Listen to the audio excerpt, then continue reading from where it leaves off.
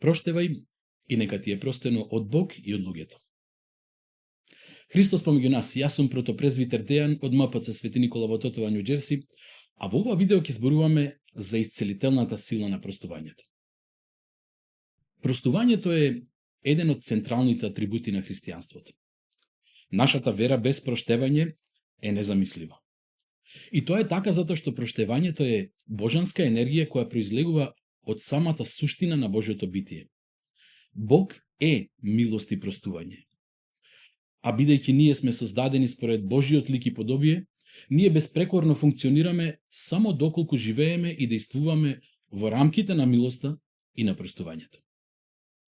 Колку повеќе го имитираме Бог во простувањето, толку повеќе живееме во полнотата на капацитетот за кој сме создадени. Свети Јован Златоуст ни вели: не постои ништо друго што повеќе не прави да наликуваме на Бога од нашата спремност да му простиме на оној што ни сгреши. Од друга страна, непростувањето не одделува од Бога и не прави да функционираме половично, без да ја достигнеме полнотата на животот.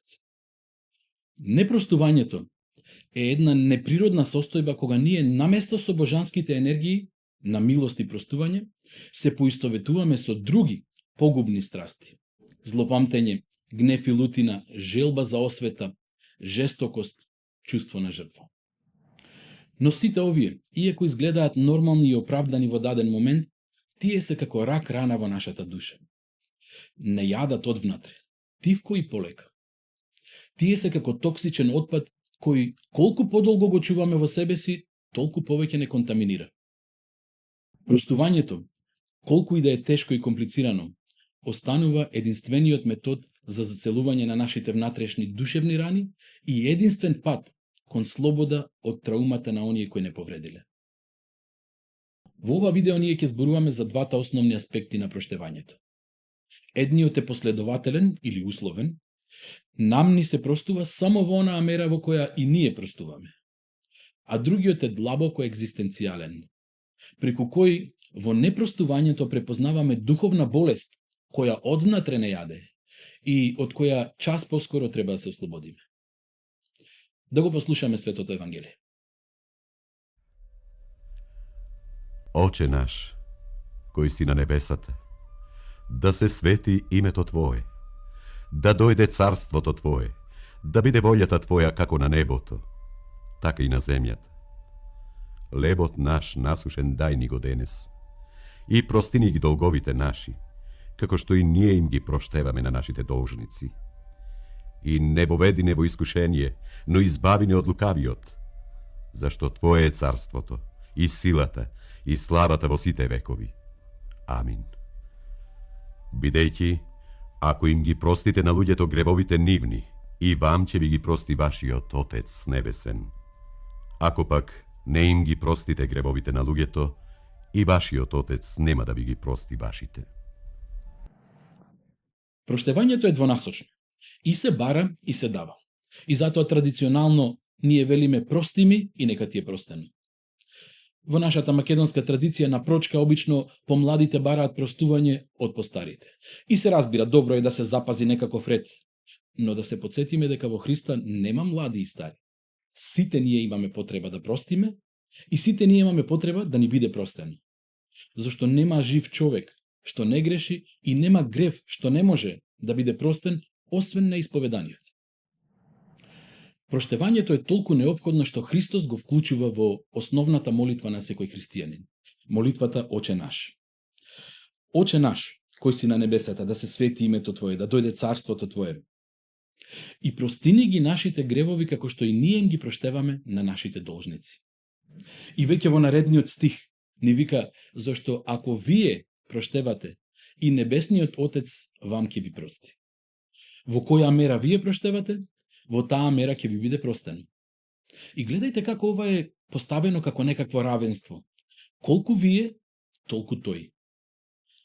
Ова го исповедаме секогаш кога ја кажуваме молитвата Оче наш. Во суштина ние на Бог му викаме: види што правиме, и ако многу проштеваме, и ти многу простини. Ако малку проштеваме и малку сме милозливи, малку да ни се прости и малку милост да ни биде покажана. Свети Григори Ниски ова го толкува од правна гледна точка кога ни вика дека со непростување самите ние се поставуваме суди над простувањето на нашите гревови. И во согласност со нашата постапка кон оној што ни сгрешил, самите за себе си ја донесуваме пресудата. Со други зборови, на нас останува во која мера сакаме да ни биде простено и да доживееме милост. Во непростувањето, за кое претходно рековме дека за нас е неприродна состојба, ние препознаваме екзистенцијална криза на внатрешното битие и затоа треба да биде суштински адресирана. Ако ние самите не сме искусиле милост и простување, тешко ќе може на друг да му го понудиме. Човек не може да го предаде искуството што не го проживеал.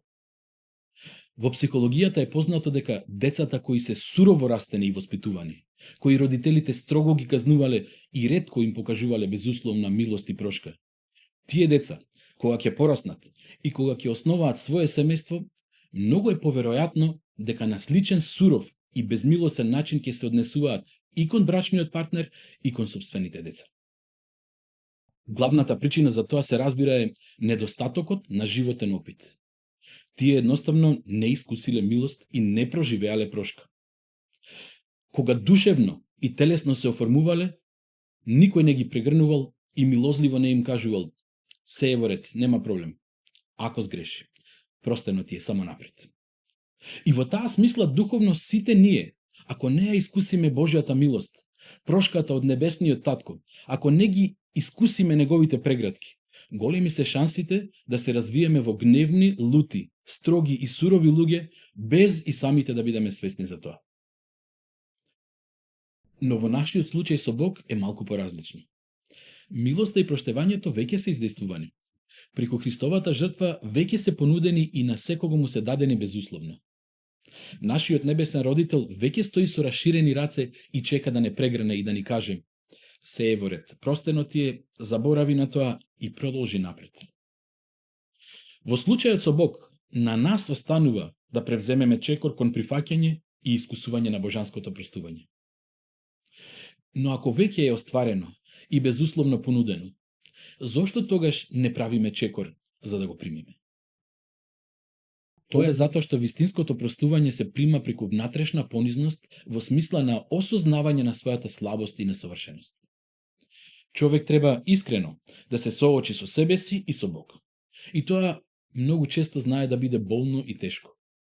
Но тоа е клучно за ние да се ослободиме од овие недостатоци.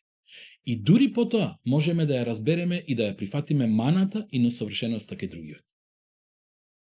Ако ги измириме нештата помеѓу нас и Бог и го искусиме тоа простување по вертикала, многу полесно ќе можеме да побараме и да понудиме милост по хоризонтала, помеѓу нас луѓето. Тогаш и ближните и непријателите ќе ги гледаме низ поинаква призма. Ќе разбереме дека најголемиот дел од нас сме горе-долу во иста каша.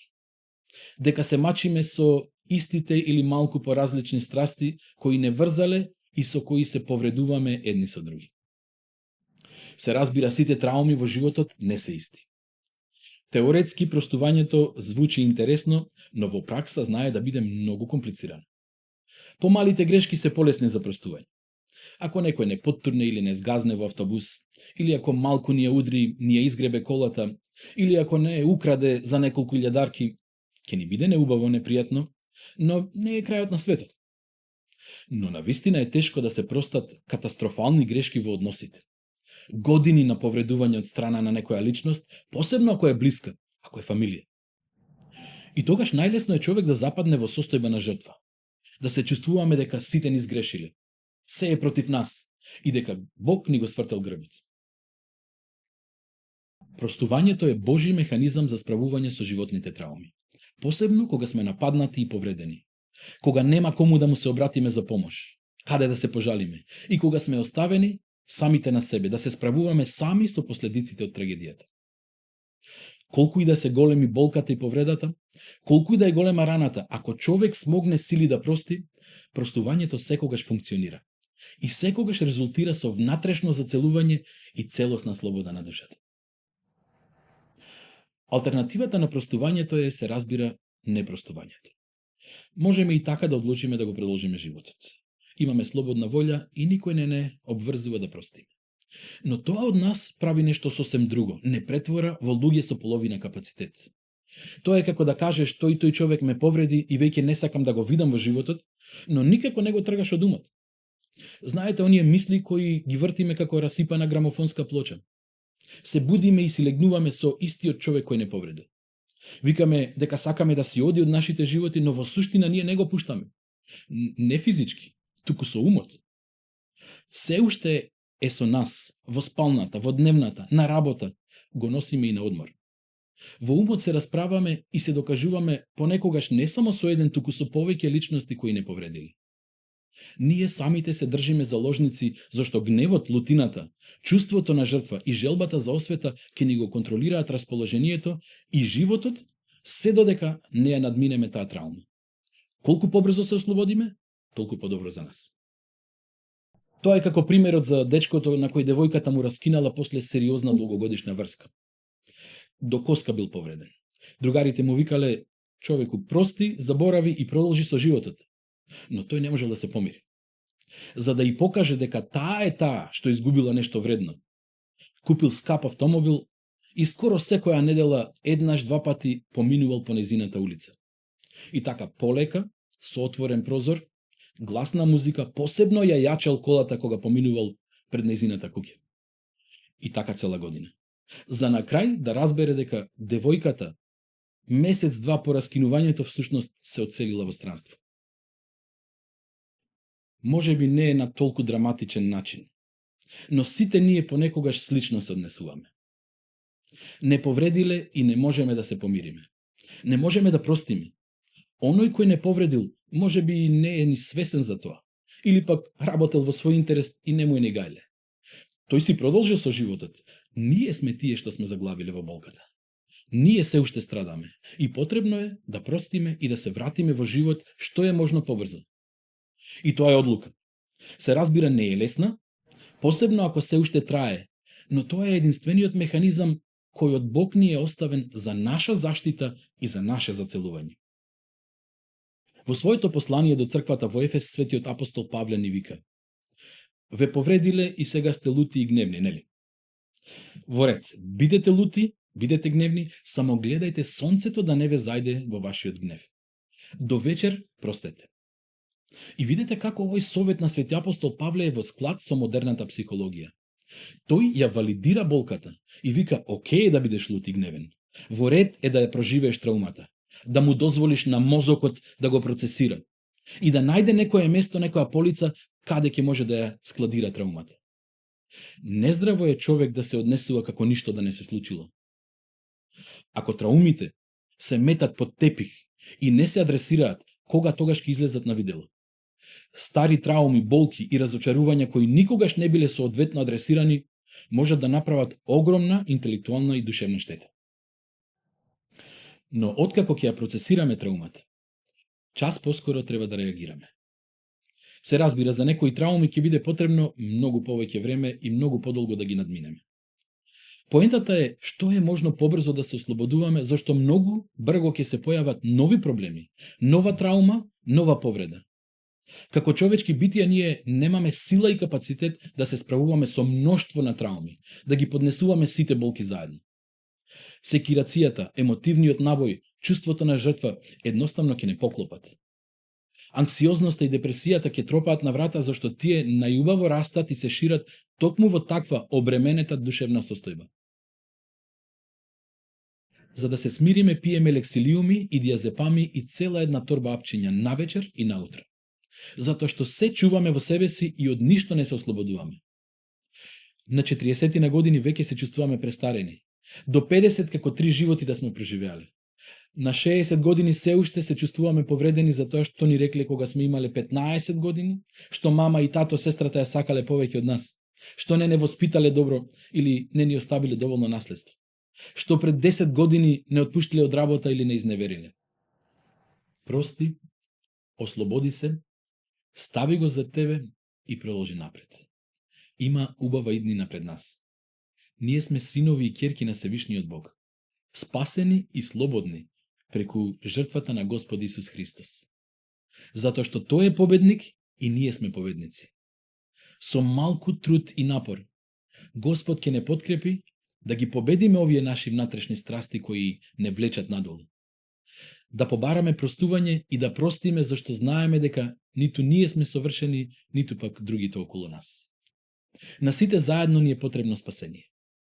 Најпрво ние да ја проживееме неговата милост, да го осознаеме својот идентитет како слободни синови и ќерки во Христос, и потоа да смогнеме сили да им проштеваме на другите како што и тој нам ни прости. Простете и нека ви е простено.